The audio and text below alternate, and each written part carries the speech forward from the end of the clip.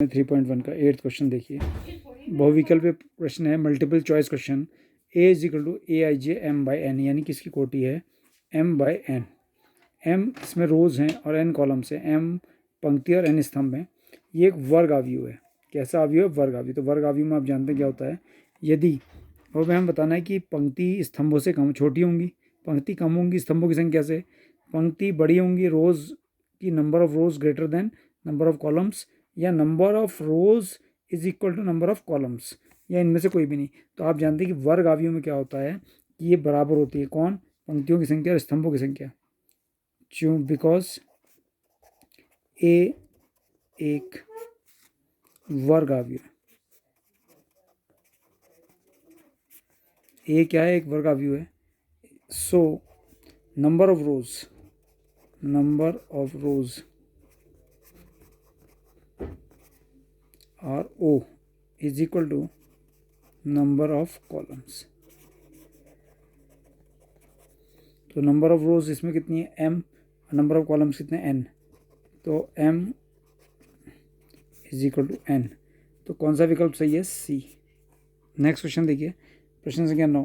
x तथा y के प्रदत्त, यानी कि x और y के जो प्रदत्त का मतलब होता है गिवन, किन मानों के लिए जो हमें दिए गए हैं, दोनों आव्यूह जो हमें दिए गए हैं के निम्नलिखित युग्म, ये जो आव्यूह का युग्म हमने दिया है, युग्म का मतलब होता है पेयर, यानी कि जोड़ा। पहला आव्यूह ये है और दूसरा आव्यूह ये है, ये दोनों युग्म समान है। तो कोई भी दोनों आव्यूह कब समान होते हैं?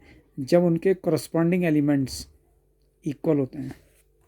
जब उनके करस्पॉन्डिंग एलिमेंट्स इक्वल होते हैं। तो यहाँ पर अगर आप ध्यान से देखते हैं तो 3x + 7 इज इक्वल टू 0 आएगा। ठीक है, 3x + 7 इज इक्वल टू कितना आएगा? 0। और 2 - 3x इज इक्वल टू 8 आएगा। तो अगर हम इसको सही सॉल्व करें तो 3x + 7 करस्पॉन्डिंग एलिमेंट 0 आएगा। तो 3x + 7 इज इक्वल टू 0। तो यहाँ से हमें x की वैल्यू क्या मिली? 3x is equal to -7, x is equal to -7/3। ठीक है, अब हमें यहाँ पर अगर आप देख रहे हैं इस क्वेश्चन में ही, तो मेरे वीडियो ब्लर कर रहा है, तो ध्यान से देखिए कि ये जो 2 - 3x है, इसमें भी तो x ही है।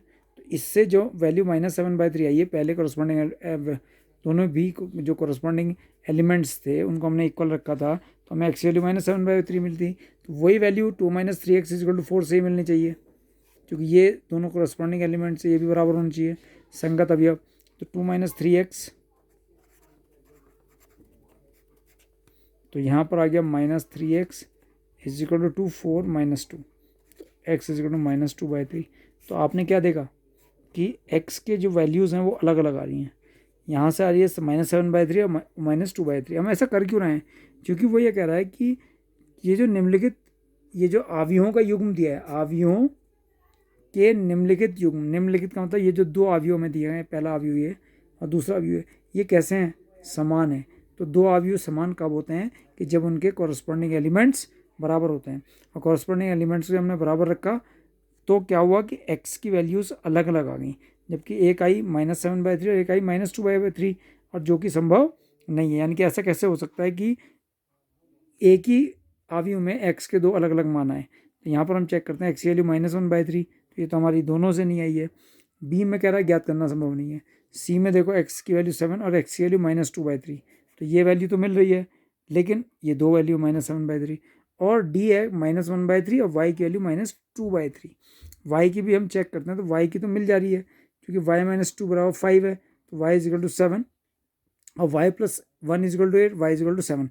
यानी कि y की वैल्यू सब जगह मिल रही है, a में भी, c में भी, और किस में, लेकिन यहाँ नहीं मिल रही है। तो आपने क्या देखा कि a के भी कोई भी विकल्प नहीं मिल रहा है, ना b का और ना ही c का। तो इसका मतलब क्या हुआ? क्योंकि वैसे भी जब x के दो अलग अलग मान प्राप्त हो रहे हैं, दो अलग अलग वैल्यू प्राप्त हो रही है, तो इसका मतलब है कि ये ज्ञात करना इसको क्या है? संभव नहीं है।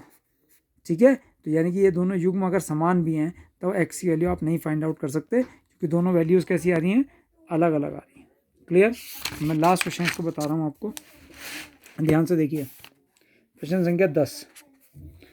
एक 3x3 कोटि के एक ऐसे आव्यूहों की कुल कितनी संख्या होगी? 3x3 कोटि का आव्यूह का मतलब होता है वो आव्यूह जिसमें 3 रोज हैं, 3 कॉलम्स हैं, 3 पंक्तियाँ, 3 स्तंभ हैं, जिनकी प्रत्येक प्रविष्टि यानी कि उसके अंदर जो एलिमेंट्स है, प्रविष्टि के अंदर जो एलिमेंट्स है वो 0 और 1 है। ठीक है, तो जो एलिमेंट्स रखने हैं, जो अवयव हमें रखने हैं, अवयव की प्रत्येक प्रविष्टि जो है वो है 0,1। ठीक है, इसका मतलब है कि अवयव में जो एलिमेंट्स हमको रखने हैं वो 0 और 1 है। ठीक है, और जो अवयव कोटि है वो 3/3 है। अवयव की कोटि जो है वो है 3/3। ठीक है, तो इसलिए अवयव में अवयवों की संख्या, तो अवयव के अंदर अवयव कितने होंगे, तो 3/3 कोटि है, तो आपको पता ही कि ऑब्वियसली 9 होंगे, 3 3 जा 9। लेकिन वो कह रहा है कि ऐसे कितने अवयव बनेंगे, ऐसे अवयवों की कुल कितनी संख्या होगी। अगर हम एक अवयव बना के देखें, ध्यान से देखो, एक अवयव बना के देखते हैं, तो हमें रखने क्या है 0 1, तो 0 1 0 0 1 0 और 0 1 0। इसमें 3 पंक्तियाँ और 3 स्तंभ हैं। और प्रविष्टि यानी कि अवयव जो हैं वो 0 और 1 ही होने चाहिए, 0 या 1 0 1 या 1 0, इनके अलावा कोई और अवयव नहीं होना चाहिए। अगर हम दूसरा अवयव बना के देखें, तो मान लो 0 1 1 लिख दिया, फिर 0 0 1 लिख दिया, या यहाँ 1 1 0 लिख दिया। समझ में आ रही बात कि इसके अंदर जो अवयव होने चाहिए वो 0 1 के अलावा कुछ नहीं होना चाहिए। तो जो हमें अवयव रखने हैं वो कितने हैं, 2। जो अवयव